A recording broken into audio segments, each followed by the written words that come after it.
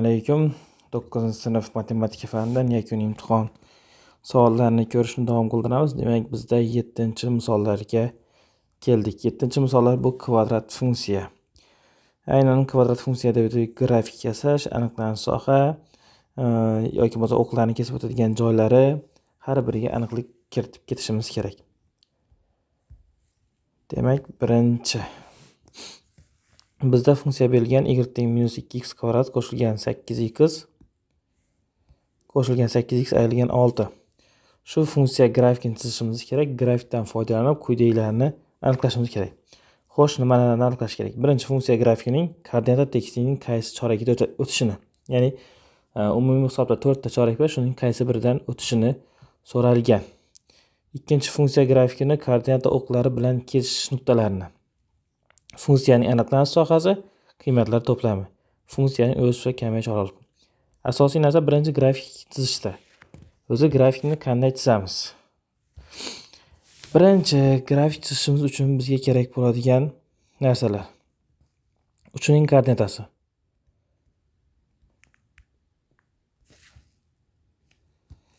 Demak, uchining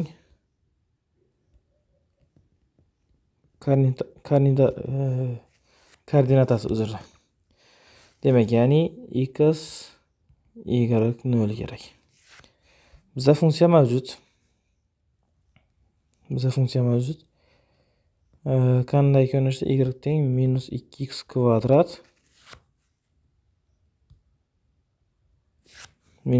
kvadrat qo'shilgan 8x ayrilgan 6. Uchining koordinatasini topsak, x0 formulaga qo'yamiz. x0 teng minus b taqsim 2a minus bning qiymati bu yerda 8 ga teng, 2 ko'paytirilgan minus 2. Hisoblaydigan bo'lsak, bu yerda 2 hosil bo'ladi. Y0 topishimiz uchun hosil bo'lgan 2 ni o'rniga borib qo'yamiz. Minus 2 ko'paytirilgan 2 ning kvadrat 4 qo'shilgan 8 ko'paytirilgan 2 ayrilgan 6. Mayli, bu yerda hisoblasak, minus 8 qo'shilgan 16 ayrilgan 6. 8 demak 2. Bu ham 2 ga. Demak, uchining koordinatasi 2 2. Birinchi aniqlik kiritadigan ifodamiz. Ikkinchi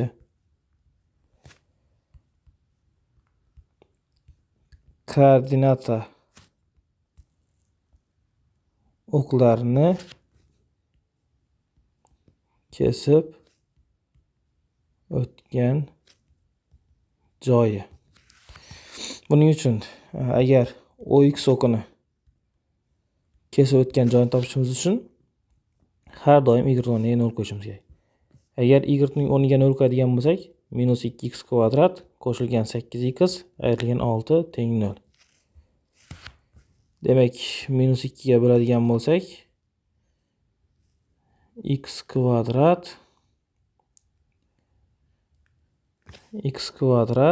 minus 4x qo'shilgan 3 teng 0. Kvadrat teng nima? V teoremasi bo'yicha birinchi ildizi bu yerda 1 ga teng, ikkinchi ildizi esa 3 ga teng bo'ladi. Agar OY o'qini kesib o'tgan joyini topishimiz uchun esa x ning o'rniga 0 qo'yamiz. X ning o'rniga 0 qo'yadigan bo'lsak, minus 2 ko'paytirilgan 0 ning kvadrati qo'shilgan 8 ko'paytirilgan 0 ayrilgan 6. Hisoblasak, minus 6 hosil bo'ladi. Buni ham topdik. Keyingi uchinchi aniqlik kiritadigan narsamiz grafik parabola bo'ladi. Shoxlari yoki bo'lmasa shoxlari qayerga qaragan?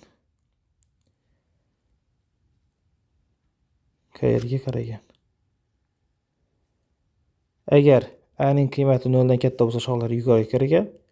A ning qiymati 0 dan kichik bo'lsa, shoxlari pastga qaragan. Bizda a ning qiymati minus 2 ga teng. Ya'ni a ning qiymati bu yerda 0 dan kichik. Bu shoxlari pastga qaragan. Shu ma'lumotlarni bilgan holatda funksiya grafikini chizamiz.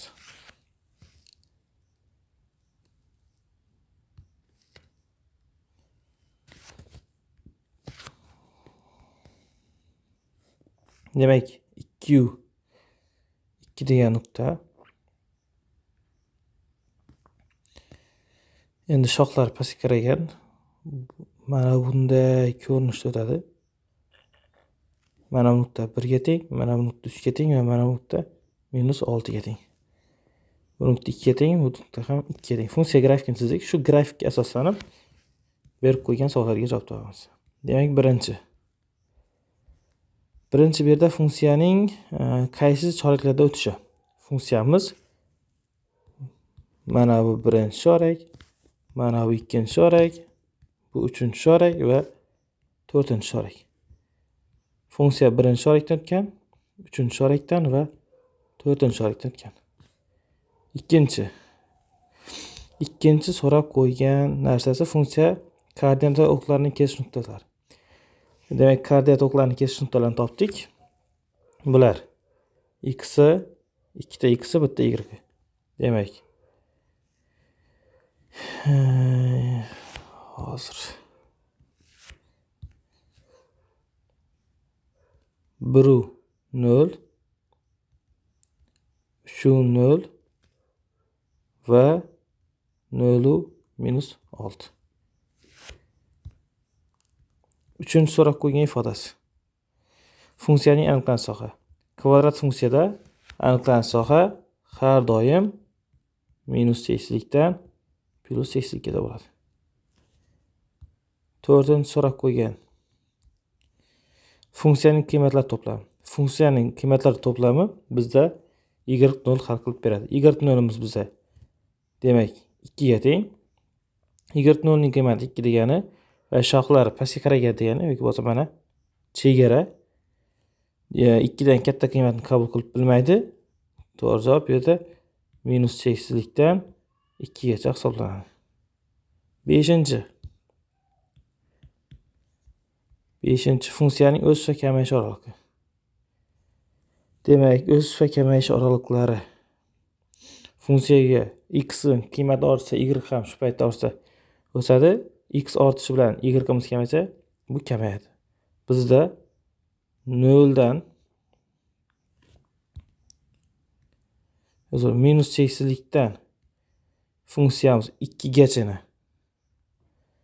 ko'tarilgan o'suvchi bo'ladi. 2 dan plus cheksizlikgacha funksiya grafik pastga tushgan. Demak, kamayuvchi bo'ladi. Xuddi shunaqa ko'rinishda ishlanishi kerak. Endi bu yerda hammasini ko'rsatib o'tirmaymiz. Asosiy har yerdan ko'rsatib boramiz. Keyingisi, misol uchun 5-sini ko'rsatamiz.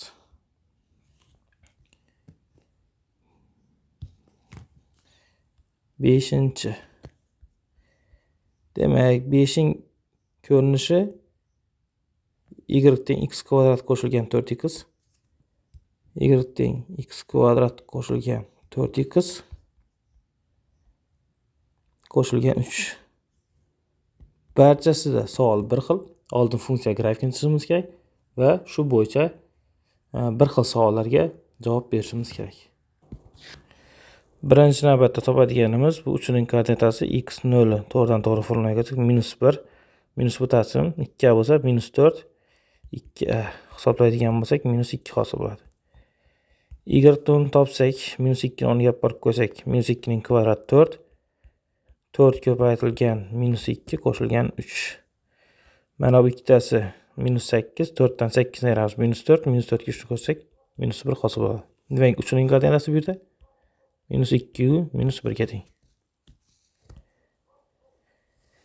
Davom qildiramiz. Keyingi topadiganimiz koordinat o'qlarini kesib o'tgan joyini. Buning uchun x o'rniga 0 qo'yadigan bo'lsak, y ning qiymati 3 chiqadi. Demak, bu degani 0 3 degan nuqta. Agar y ning o'rniga 0 qo'yadigan bo'lsak, x kvadrat qo'shilgan 4x qo'shilgan 3 ni 0 ga tenglasak, bu yerda x ning -3 va -1 degan qiymatlarga erishamiz. Demak, -1 u 0 va -3 u 0. Keyingi aniqlik kiritadigan narsamiz shoxlari yuqoriga qaragan yoki pastga qaragan. Birinchi desak, mana buni ikkinchi desak va 3-chi. A ning qiymati 1 ga teng, A ning qiymati 0 dan katta, demak shoxlari yuqoriga qaragan. Funksiya grafikini chizsak. Demak, 3ning koordinatasi -2 1. X -2, Y 1, -1. Mana bu nuqta. Demak, X bu yerda X o'qini kesib o'tgan joylari -1 va mana bu yerda -3. Shoxlar yuqoriga qaragan. Mana bunday ko'rinish tutadi. Nuqtalarni belgilasak. Mana bu yerda -3, mana bu yer -1, mana buning o'zi -2 va mana bu yer 3 ga teng. Nuqtalarni belgiladik, endi savollarga javob beramiz. Birinchi bu yerda qaysi choraklarda o'tadi? Birinchi chorakdan ham o'tgan, 2 dan ham, 3 dan ham o'tgan, 3 ta chorakda, faqat 4 dan o'tmagan. Ikkinchi. Demak, koordinat o'qlarini kesib o'tgan joylar. Buni topib qo'yibmiz. Demak, 0 3 -1 0 va -3 0. Uchinchi. Aniqlanish sohasi hech qachon o'zgarmaydi. Minus tekislikdan plyus tekislikgacha. To'rtinchi, qiymatlar to'plami. Bu yerda chegara -1 ga teng. Demak, shoxlari yuqoriga qaragani uchun bu -1 dan plyus tekislikgacha bo'ladi. Beshinchi. Demak, 5-chi so'ragani o'sish kamayishi. Minus tekislikdan -2 gacha pastga tushgan kamayuvchi va -2 dan plyus tekislikgacha funksiya yuqoriga ko'tarilgan. O'suvchi bo'ladi. Demak, 5-chi savolga ham ishladik. Keyingi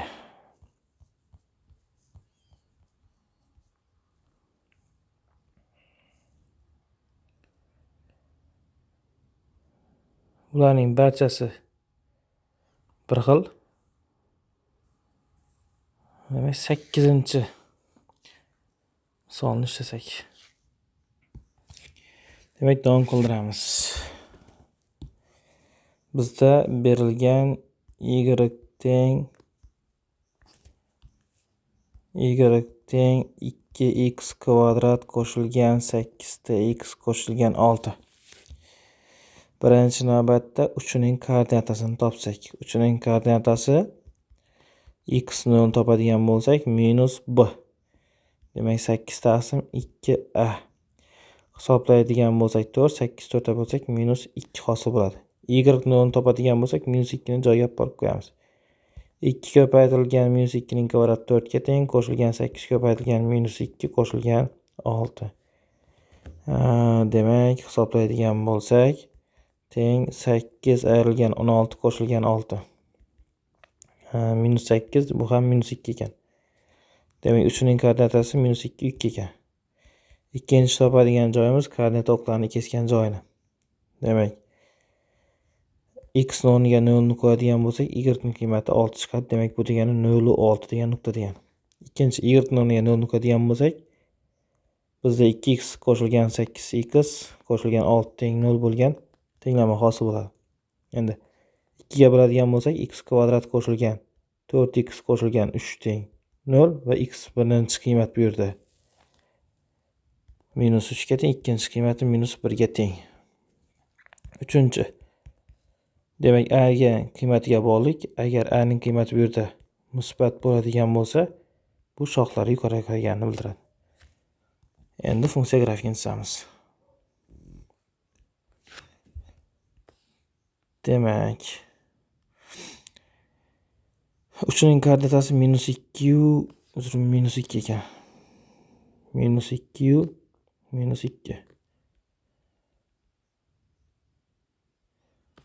va ikkinchi.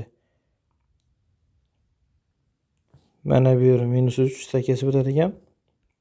Mana bu joyda, mana bu joyda kesib o'tadi. yuqoriga qaragan bo'ladi. Nuqtalarni belgilasak. Mana bu nuqta -3, mana bu nuqta -1, o'rtada -2, bu yerda ham -2 va mana bu nuqtamiz 6 ga teng. Endi bergan savollarga javob yozamiz. Birinchi so'ragani qaysi choraklarda o'tadi? Bu ham birinchi chorak, ikkinchi chorak va uchinchi choraklarda joylashgan. Ikkinchi, koordinata o'qlarini qaysi nuqtalarda kesib o'tadi? Buni topib qo'yibmiz, demak. -3 u 0, -1 u 0 va 0 u 6. Uchinchi, aniqlanish sohasimi? Aniqlanish sohasi. Aniqlanish sohasi -8likdan +8likgacha. To'rtinchi, qiymatlar to'plami. Demak, shoxlar yuqori qar ekan. Chegara -2, -2dan +8likgacha. Beshinchi, o'sish va kamayish oralig'i. Funksiya -8likdan -2gacha kamayuvchi, -2dan +8likgacha esa o'suvchi. Bu yerdagi barcha misollarning ketma-ketligi xuddi shunday ko'rinishda bajariladi. Qolganini sizga vazifa sifatida qoldiraman. Agarda tushunmagan misollaring bo'lsa, admin bilan bog'lanasiz yoki kommentariyaga qaysi misolda qiynalayotgan bo'lsangiz shuni aytasiz va sizga uni yana bitta video dars qilib joylab boramiz. Hammaga rahmat.